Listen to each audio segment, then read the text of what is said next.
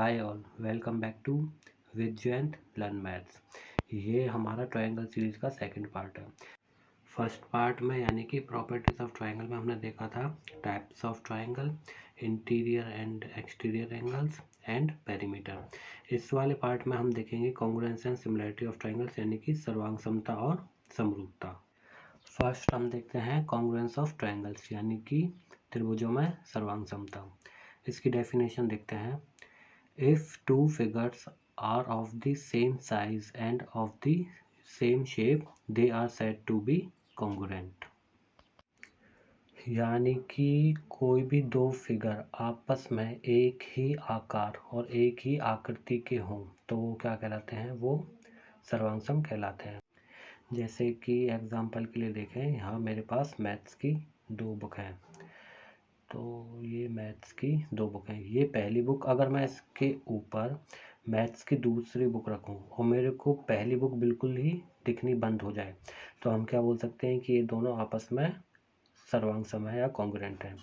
Similarly अगर मैं अपने लेफ्ट हैंड के ऊपर अपना राइट हैंड रखूं और मेरे को फ्रंट से देखने पर मेरे को अपना लेफ्ट हैंड ना दिखाई दे तो इसका मतलब क्या होगा कि मेरे दोनों हाथ आपस में कॉन्ग्रुएंट यानी कि सर्वांग सम होंगे। तो ऐसे ही आप अपने घर में बहुत सारी चीज़ें देख सकते हो। अपनी मम्मी के घर रसोई में बर्तन वगैरह, अगर आपके क्या है कि एक प्लेट के ऊपर आप दूसरी प्लेट रखो और वो दूसरी प्लेट पहली प्लेट को कम्प्लीटली कवर कर ले तो वो दोनों प्लेट भी क्या होंगे? आपस में कॉन्ग्रुएंट होंगी। तो ऐसे हमारी लाइफ में बहुत सारे एग्जाम्पल हैं जो कि हम डेली लाइफ में देख सकते हैं। तो हमारे पास कॉन्ग्रुएंसी को प्रूव करने के लिए पांच रूल होते हैं, यानी कि सर्वांग समता के 5 नियम होते हैं। तो वो 5 नियम भी अब हम देख लेते हैं। तो अब देखते हैं कॉन्ग्रुएंसी के कुछ रूल। तो 5 रूल होते हैं। तो फर्स्ट होता है side angle side congruence rule, यानी कि भुजा कोण भुजा सर्वांग समता नियम।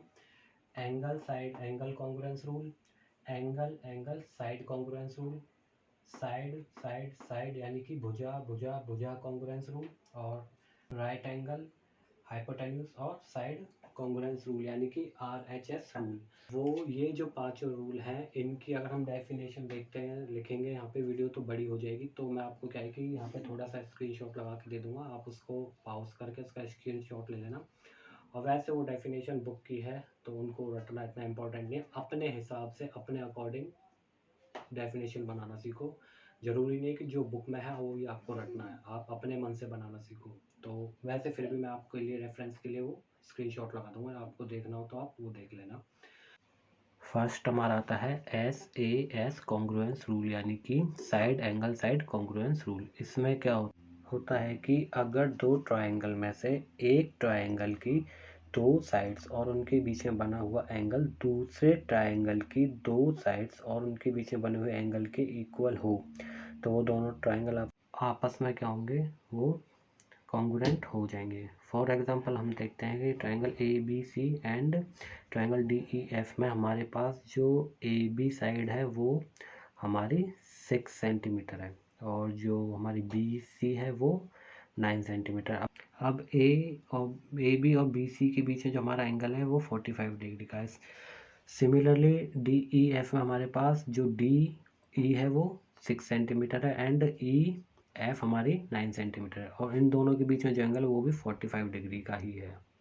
तो अगर अब हम लिखना चाहें तो हम लिख सकते हैं कि AB equals to DE and angle B equals to angle E, तो 45 डिग्री का। तो जो ये AD है ये भी 6 सेंटीमीटर। अब हम लिख सकते हैं सिमिलरली जो हमारी BC है वो equals to EF equals to 9 centimetre. So now by SAS congruence rule we can write that triangle ABC is congruent to triangle DEF। ये जो साइन है ये साइन होता है हमारा कॉन्ग्रुएंसी का। सेकंड हमारे पास आता है angle side angle congruence rule, यानी कि ASA कॉन्ग्रुएंस रूल। इसमें क्या होता है कि दो एंगल और उनके बीच की साइड्स इक्वल होते हैं। For example in triangle A D C and D E F में हम देखें कि angle B and angle C are equal to angle E and angle F, and side between angle B and C is B C, जो कि हमारी 10 centimetre है, और ई और एंगल एफ के बीच की जो साइड है ई एफ, वो भी हमारी 10 सेंटीमीटर। तो ये बी सी बराबर किसके हो गई, ई एफ के बराबर कितना, 10 सेंटीमीटर। तो हम एंगल साइड एंगल रूल से कह सकते हैं कि triangle A B C is congruent to triangle D E F. Further हम लिख सकते हैं कि angle B equals to angle E equals to 45 degree, and we have side B C equals to side EF equals to 10 centimeter, and angle C equals to angle F equals to 60 degree. तो angle side angle rule लग गया यहाँ पे। फिर हम लिख सकते हैं by angle side angle rule triangle A B C congruent to triangle D E F। अब देखते हैं एंगल साइड रूल। इस रूल में क्या होता है कि किसी भी एक त्रिभुज के दो एंगल दूसरे त्रिभुज के दो एंगल के बराबर होते हैं, और कोई भी एक साइड दूसरे त्रिभुज की एक साइड के बराबर हो तो हमारे पास क्या बन जाता है, एंगल साइड रूल बन जाता है। अब एग्जांपल के लिए triangle A B C and P Q R में देखते हैं। इसमें बी है हमारे पास 90 डिग्री, तो हम लिख सकते हैं B equals to angle Q, क्योंकि बी भी 90 डिग्री का है, इक्वल्स टू 90 डिग्री। तो हम उसको लिख नहीं रहे, ऐसे ही छोड़ देते हैं क्योंकि हमें पता है वो 90 डिग्री है। और एंगल ए ये बराबर है एंगल आर के, और ये माना कि साइड ए सी बराबर किसके है हमारे पास, ये है साइड ए सी बराबर पी आर के। तो हमारे पास सब एंगल साइड रूल लग जाता है, तो जिसकी वजह से हम लिख सकते हैं कि by angle side rule we have triangle A B C congruent to triangle P Q and R. Fourth देखते हैं साइड यानी कि भुजा सर्वांग समता नियम। इसमें क्या होता है कि किसी भी एक ट्रायंगल की सारी साइड्स दूसरे ट्रायंगल की सारी साइड्स के इक्वल होती हैं, फिर जिसकी वजह से वो आपस में सर्वांग सम हो जाते हैं। फॉर एग्जांपल अब हम देखें कि triangle D E F and triangle P Q R में हमारे पास जो है, जो साइड डी एफ है, ये हम लिख लेते हैं डी एफ, ये बराबर किसके है, क्यू आर के बराबर है। एंड जो साइड हमारी ई एफ है, जो ई एफ बराबर ये किसके हो जाएगी, ट्रायंगल में पी क्यू आर में पी आर के बराबर हो जाएगी। और जो लास्ट साइड बची डी ई, ये बराबर हो जाएगी पी क्यू के बराबर हो जाएगी। तो हम लिख देते हैं डी ई बराबर पी क्यू। तो अब हमारे पास साइड रूल लग जाता है, तो जिसकी वजह से हम लिख सकते हैं by side rule triangle D E F congruent to triangle P Q R. Fifth rule आता है हमारे पास RHS रूल, यानी कि राइट एंगल ट्रायंगल रूल। यानी इसमें क्या होता है कि जो हमारे पास ट्रायंगल होंगे वो दोनों ही राइट एंगल ट्रायंगल होंगे। तो इसमें क्या होता है कि एक तो R for right angle, H for hypotenuse या फिर हाइपोटेन्यूज, मैं हाइपोटेन्यूज बोलता हूँ, एंड S फॉर साइड। तो इसमें क्या होगा, किसी भी दो ट्रायंगल्स में जो राइट एंगल है वो इक्वल होगा, उनका हाइपोटेन्यूज भी इक्वल होगा, और उनमें से कोई एक साइड जो रह जाती है उनमें से एक साइड बराबर होगी, जिसकी वजह से फिर ये RHS रूल लग के हमारे वो दोनों ट्रायंगल कॉन्ग्रुएंस हो जाते हैं। तो इसमें अगर देखें तो माना कि ट्रायंगल ए बी सी में हम मान लेते हैं कि बी राइट एंगल है और पी क्यू आर में क्यू राइट एंगल है, तो हम लिख सकते हैं कि angle B equals to angle Q, क्योंकि ये कितना है, दोनों राइट एंगल है 90 डिग्री के। एंड ए सी हाइपोटेन्यूज है और पी क्यू उसमें पी क्यू आर में पी आर हाइपोटेन्यूज है, तो हम लिख सकते हैं कि ए सी इक्वल्स टू पी आर, ये हमारा एच है। और ये कोई भी एक साइड ले लो, या तो ए बी ले लो या फिर बी सी ले लो, उसको हम इक्वल कर देंगे पी क्यू के या फिर क्यू आर के। हम यहाँ पे ले लेते हैं बी सी को इक्वल कर देंगे हम क्यू आर के, तो क्यू आर ये हो गई इक्वल्स टू हमारी कोई भी एक साइड है वो। तो अब हमारे पास लग जाता है RHS रूल, तो जिसकी वजह से हम यहाँ लिख सकते हैं कि by RHS rule triangle ABC is congruent to triangle PQR। तो अब हमारे पास कॉन्ग्रुएंसी के पांचों रूल पूरे हो चुके हैं। अब हम देखते हैं सिमिलरिटी के रूल। अब हम आ गए हैं सिमिलरिटी ऑफ ट्राइंगल्स पे, यानी कि त्रिभुजों में समरूपता या फिर सिमिलरिटी क्या होती है कि कोई भी दो या दो से ज़्यादा चीज़ें जो देखने में जिनका शेप एक जैसा हो लेकिन उनका साइज अलग अलग हो। अब एग्जांपल के लिए देखते हैं कि ये हो गई मैथ्स की बुक और एक हो गई डायरी। तो डायरी और जो मैथ्स की बुक है इनको देखें तो ये देखने में कैसे हैं, दोनों के दोनों रेक्टेंगुलर शेप है, लेकिन इनका जो साइज है वो क्या है, काफ़ी डिफरेंट है। तो ये देखो इसका साइज सिर्फ इतना सा है, उसका साइज इससे ज़्यादा है। तो अब हम इनको देखने में तो सिमिलर बोल सकते हैं, लेकिन ये साइज में अलग अलग है, जिसकी वजह से ये कॉन्ग्रुएंट नहीं है। तो आई होप यहाँ को अब आपको ये कॉन्सेप्ट समझ में आ गया कि सिमिलर होना और कॉन्ग्रुएंस होना क्या होता है। तो अब इसकी डेफिनेशन देख लेते हैं एक बार सिमिलरिटी की। Two triangles are similar if their corresponding angles are equal. तो उनके जो एंगल होने चाहिए वो इक्वल होने चाहिए। And second their corresponding sides are in the same ratio, और जो उनकी साइड्स हैं उनका रेशियो कैसा होना चाहिए, इक्वल होना चाहिए। अब देखो जैसे कि फिर से ये देखते हैं कि अब ये जैसे हमारे पास क्या है कि अब ये यहाँ भी क्या है 90 डिग्री का एंगल और यहाँ भी क्या है 90 डिग्री का एंगल, तो इनके क्या है कि एंगल तो सबके इक्वल हो जाएंगे, ये भी 90 ये भी 90 ये भी और ये भी, तो ऐसे ये चारों भी 90, तो ये एंगल तो इनके सारे इक्वल हो गए। अब जो इनकी साइड्स है ना वो क्या होनी चाहिए, सेम रेशियो में होनी चाहिए। जैसे कि अगर ये वाला इस वाली का रेशियो अगर हम इससे लें तो इन दोनों का रेशियो सेम होना चाहिए, और यही रेशियो फिर इन दोनों का जो रेशियो है इन दोनों का है और इन दोनों का है, तो ये चारों रेशियो आपस में इक्वल होने चाहिए, तो ये क्या होंगे आपस में फिर सिमिलर हो जाएंगे। Now criteria for similarity of triangles, तो समरूपता के नियम हमारे पास 4 नियम है। वो है, पहला है ये एंगल सिमिलरिटी रूल, दूसरा है एंगल सिमिलरिटी रूल, तीसरा है साइड सिमिलरिटी रूल, और चौथा है साइड सिमिलरिटी रूल।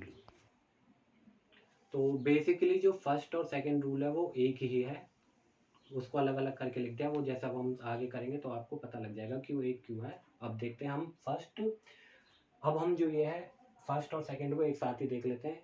तो देखते हैं एंगल या फिर एंगल सिमिलरिटी रूल।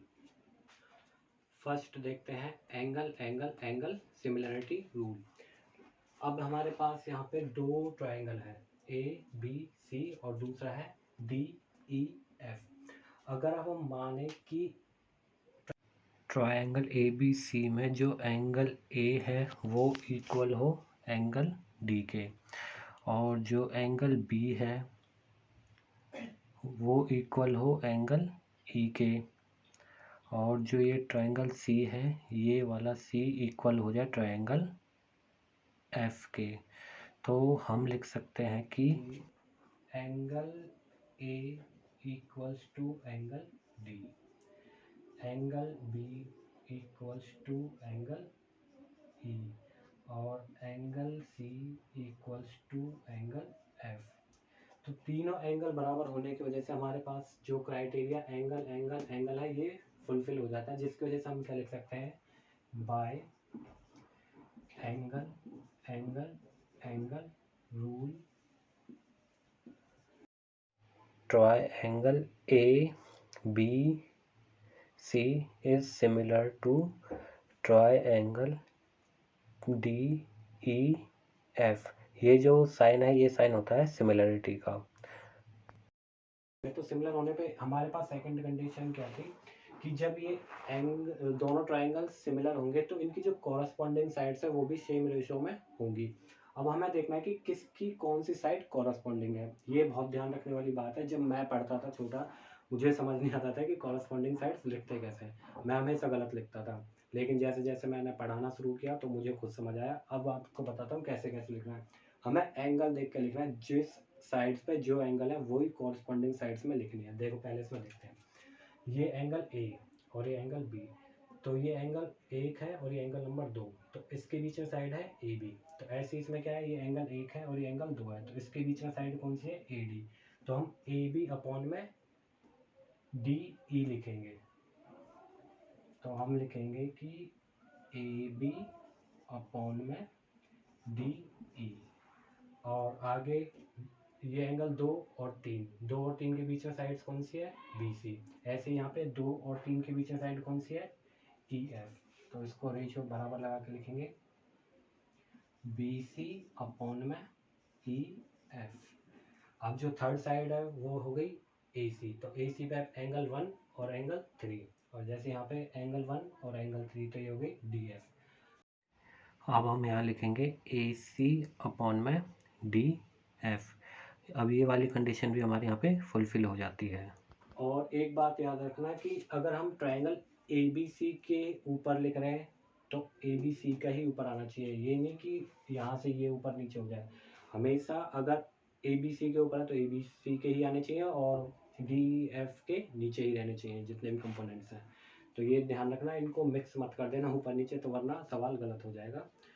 तो अब इसी में हम आगे देख लेते हैं ये एंगल क्राइटेरिया। अगर मान लो कि हमारे कोई भी दो एंगल सिमिलर है, सॉरी इक्वल है, तो जैसे मान लो ये दोनों और ये दोनों इक्वल हो गए। अब ये दोनों एंगल इक्वल हो गए मतलब, तो अब हमारे पास क्या हुआ, हमें पता है कि ट्राइंगल के तीनों एंगल्स 180 डिग्री का सम रखते हैं। अब वो सम उसके अकॉर्डिंग अगर ये दोनों मान लिया ये इक्वल है, ये और ये इक्वल है, तो ये वाला एंगल ऑटोमेटिकली इसके इक्वल हो जाएगा। जब ये इसके इक्वल हो ही जाएगा ऑटोमेटिकली, तो हम क्या बोल सकते हैं, ए रूल भी लगा सकते हैं। तो इसका ही शॉर्टर वर्जन क्या है, ए रूल है। तो अब आपको समझ में आ गया होगा कि ए, ट्रिपल ए और डबल ए वाला रूल एक साथ कैसे अप्लाई होता है। सिमिलरिटी का थर्ड क्राइटेरिया है side side side similarity rule. इसमें होता क्या है कि दो ट्रायंगल है, दो ट्रायंगल में दोनों का जो साइज है वो अलग अलग है, लेकिन अगर हम उनकी कॉरस्पॉन्डिंग साइड्स को अगर रेशियो में रखें या फिर बटे वाली फॉर्म में रखें और उनका रेशियो अगर हमारे पास सेम हो जाता है तो हम क्या बोल सकते हैं कि वो दोनों ट्रायंगल आपस में सिमिलर हो जाएंगे। और अगर ट्रायंगल सिमिलर होंगे तो उनके कॉरस्पॉन्डिंग एंगल भी आपस में इक्वल हो जाएंगे। तो अब इसको एग्जांपल से देखते हैं।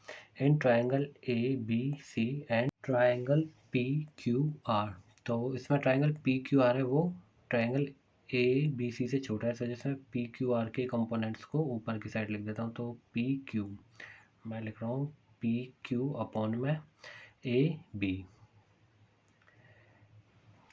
और Q R comma Q R upon में B C, now comma R P या फिर पी आर, इसको कुछ भी लिख सकते हैं। अब हम लिखते हैं पी आर अपॉन में ए सी। अब इनका रेशियो निकाल लेते हैं वैल्यू रख के। तो 3/6 4/8 एंड 5/10।